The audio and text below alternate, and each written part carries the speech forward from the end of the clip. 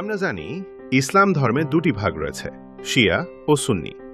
খ্রিস্টান ধর্মেও এই রকম ভাগ আছে? উত্তর হচ্ছে হ্যাঁ, আছে। আসুন জেনে আসি এই ভাগগুলো। 1054 সালে ক্যাথলিক চার্চ দুই ভাগে বিভক্ত হয়, রোমান ক্যাথলিক ও অর্থোডক্স চার্চ নামে। কেন্দ্রীয় চার্চের ভেতরের নানা অনিয়ম ও দুর্নীতির জন্য এই বিভক্তি হয়। আবার 1517 সালে রোমান ক্যাথলিক চার্চের ভেতরের নানা অনিয়ম ও দুর্নীতির প্রতিবাদে মার্টিন লুথার প্রোটেস্ট্যান্ট আন্দোলনের সূচনা করেন, যা পরে প্রোটেস্ট্যান্ট চার্চ নামে গঠিত হয়। এই প্রোটেস্ট্যান্ট চার্চ কোনো একক কেন্দ্রের অধীনে না থেকে স্বাধীনভাবে পরিচালিত হয়। এই জন্যই সারা বিশ্বে প্রোটেস্ট্যান্ট চার্চ বিভিন্ন নামে আর নিজস্ব অর্থায়নে পরিচালিত হয়, যা ব্যাপটিস্ট চার্চ নামে পরিচিতি লাভ করেছে। এদিকে রোমান ক্যাথলিক চার্চ ইতালির রোম বা ভ্যাটিকান সিটি থেকেই কেন্দ্রীয়ভাবে পরিচালিত হয় সারা বিশ্বে। এবার আসি কিভাবে ভারতীয় উপমহাদেশে তথা ভারত বাংলাদেশে এই শাখাগুলো ছড়িয়ে পড়ে। ভারতে ক্যাথলিক চার্চ 15 শতকে পর্তুগিজদের মাধ্যমে আসে। মূলত গোয়া দখল ও পর্তুগিজ বাণিজ্যের হাত ধরে গোয়া, কেরালা, তামিলনাড়ু এবং মুম্বাইয়ে ক্যাথলিক চার্চ ছড়িয়ে পড়ে।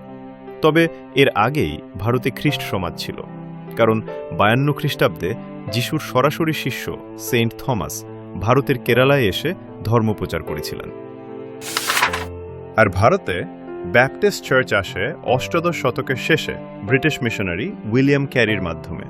মূলত পশ্চিমবঙ্গের শ্রীরামপুর এবং উত্তর পূর্ব ভারত, মেঘালয়, নাগাল্যান্ড, মিজোরামে এদের সংখ্যা বেশি দেখা যায়।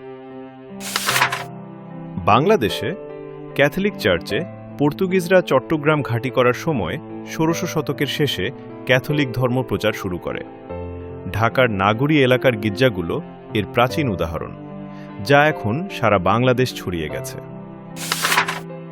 বাংলাদেশে ব্যাপটিস্ট চার্চ ব্রিটিশ ও আমেরিকান মিশনারিদের মাধ্যমে এর বিস্তার।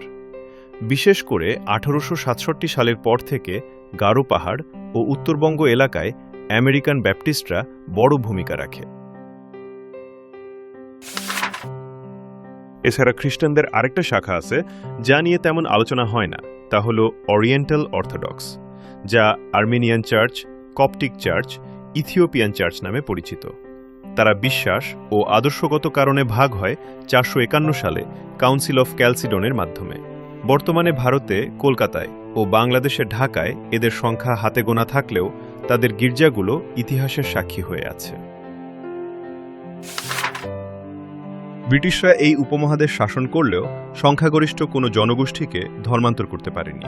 তবে প্রত্যন্ত অঞ্চলে বাস করা পিছিয়ে পড়া জনগোষ্ঠীকে ধর্মান্তর করতে পেরেছিল। মূলত তাদের মাধ্যমেই প্রত্যন্ত অঞ্চলে পিছিয়ে পড়া জনগোষ্ঠী শিক্ষার আলো, চিকিৎসা সেবা পায়, যা ধর্মান্তর হওয়ার মূল কারণ।